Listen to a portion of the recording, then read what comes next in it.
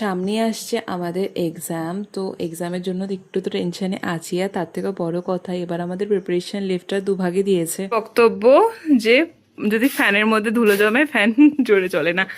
তুম লোক না তামিজ সে কোন রুমে যে এসছি, আর আমি যে কাদের সাথে যে থাকি জঙ্গলিগুলো।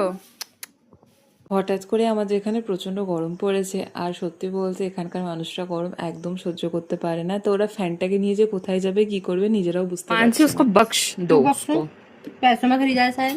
তো এখানে আমরা অর্ডার দিয়েছি প্যাটিস, আর এরকম একদম থার্ড ক্লাস প্যাকেজিং এসছে।